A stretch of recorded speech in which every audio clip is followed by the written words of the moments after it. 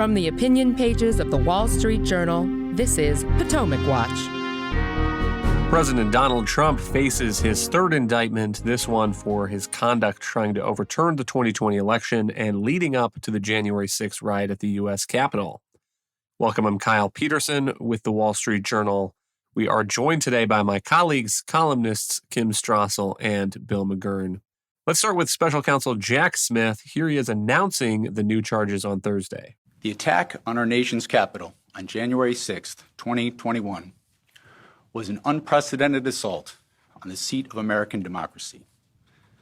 As described in the indictment, it was fueled by lies.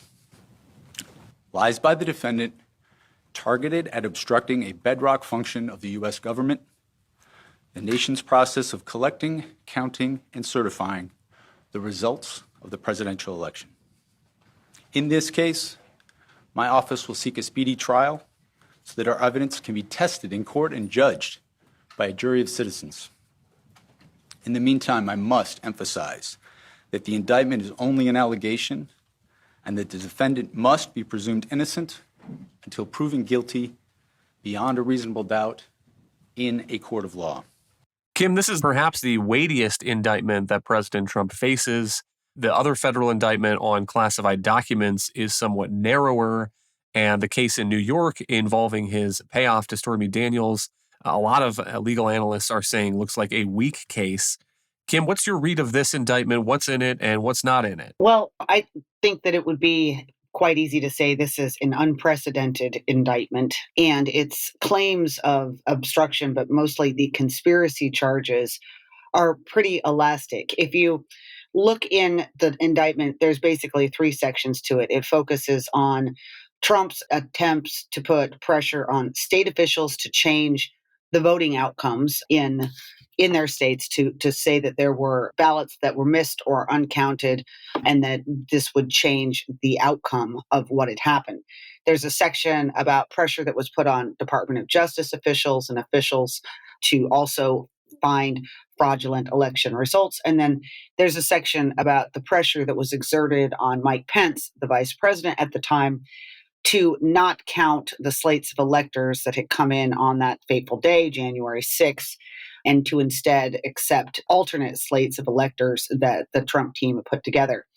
Notably, there are also several co-defendants named in this, members of the conspiracy, and these, of course, would be a lot of the lawyers that were advising Trump at the time that there were fraudulent results: John Eastman, Rudy Giuliani, Sidney Powell, etc. I think the problem here is the indictment contains a lot of evidence of people telling Donald Trump that his claims were untrue. There was no evidence of fraud, and those included the vice president, senior leaders at the Department of Justice, senior attorneys on the campaign, state legislative leaders.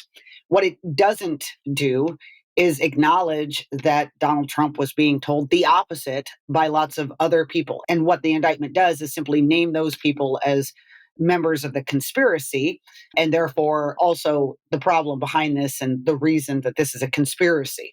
The problem with this is that you have to essentially know what Donald Trump's state of mind is. You have to claim that he knew that this was false and he did it anyway. And I think it's just difficult to make that argument, because what we don't have in this indictment is any evidence to the fact that he knew that what he was saying was untrue.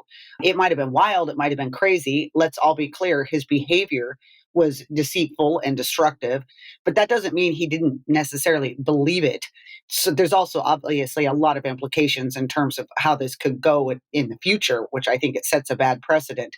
But that, to me, is the singular weakness of this case. Well, let me throw out a couple things. One is that what's not in this indictment, notably, is any allegation that President Trump was directly in contact with the people who were breaching the Capitol on January 6th, directly encouraging them, cheering them on in private messages. There's nothing like that. There's nothing involving insurrection.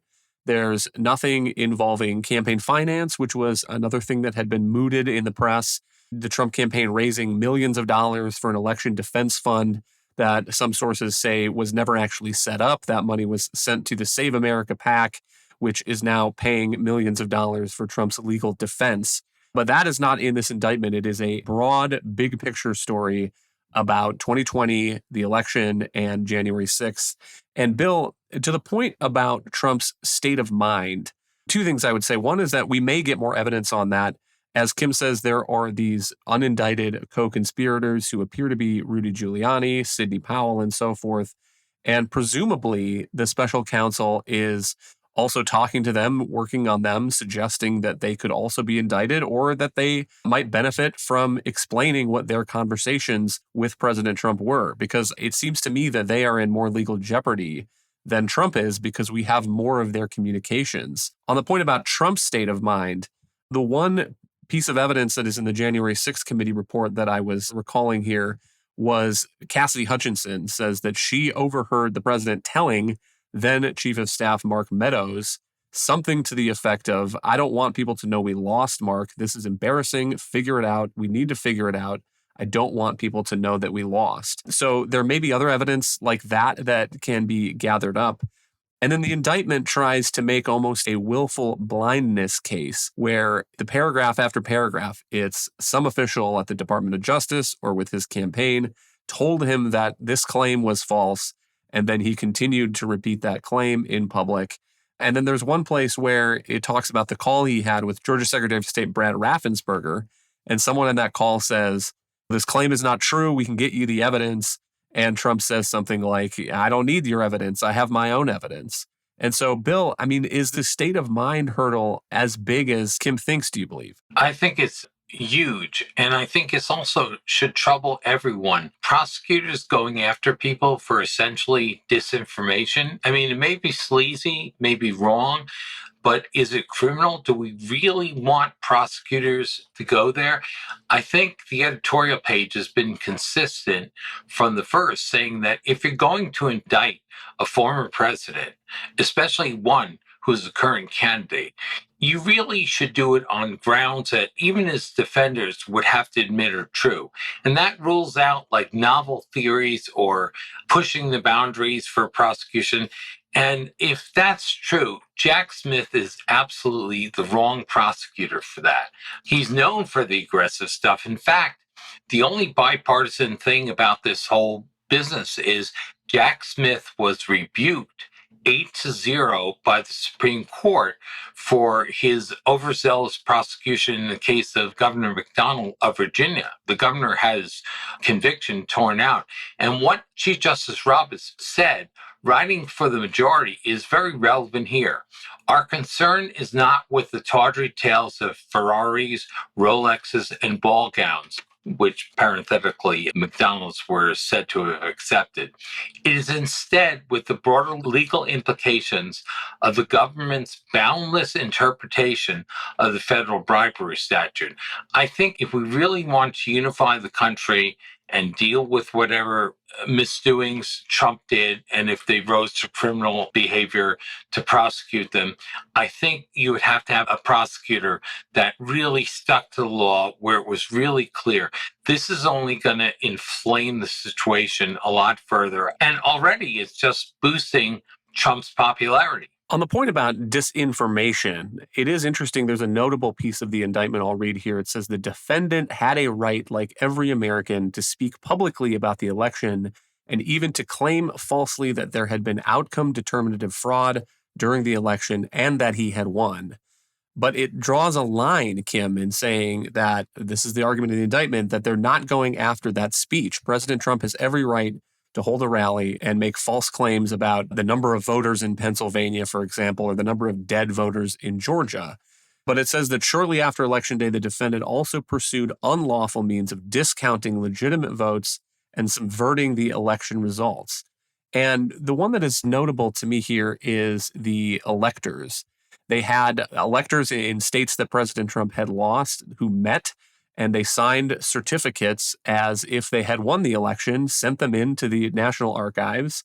In one case that the indictment highlights, New Mexico, apparently there was a legal challenge to the election result that was filed several minutes before the electors were supposed to meet in order to give pretext that there was still some sort of actual contesting of the election going on.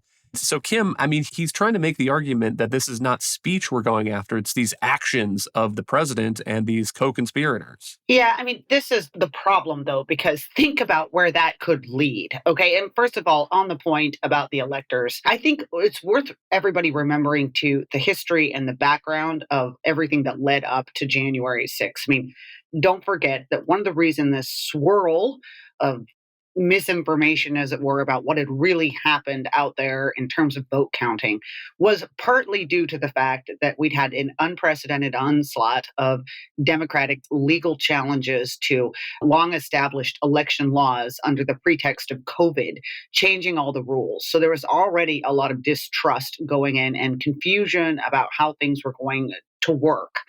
Also, let's remember, and I thought it notable that there was no section devoted to this. In fact, it glossed over it. We had this Electoral Count Act from 1887, which made it a little bit confusing about the exact precise way in which electors are turned in and the vice president's role in counting them. Even Congress recognized this was a problem and made an effort to clean this up. But in the lead up to 2020, we'd had various members of Congress in the 2000 election, the 2004 election, the 2016 election, objecting to electoral slates from some states from the losing party, claiming that they were not the rightful slate of electors. So even though this was taken to a quite wild conclusion by the Trump team, this was not entirely unprecedented in the past. If you are going to make the argument that a politician has lied and that therefore any action that then is taken on the basis of that quote lie, again, regardless of whether or not that politician believes the lie, that any action taken is fraudulent, think about where that leads to, because politicians lie all the time, sometimes knowingly, sometimes unknowingly. Sometimes we charitably call that spin, okay, but sometimes we call it a lie. Does this essentially put off limits any future election challenge?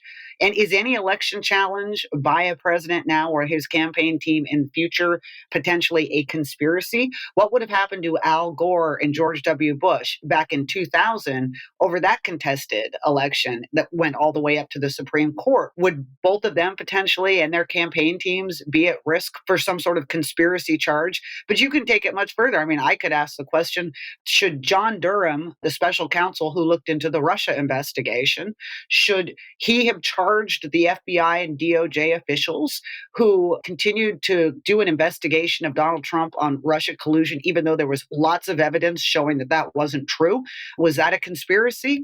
I mean, this is why I think you have to be really careful in these situations. Like Bill was saying, that prosecutors have an obligation to have very, very narrow indictments of political figures, ones that can convince the broad swath of the country of inappropriate behavior. I don't think that you're going to find that most of the country agrees with this indictment.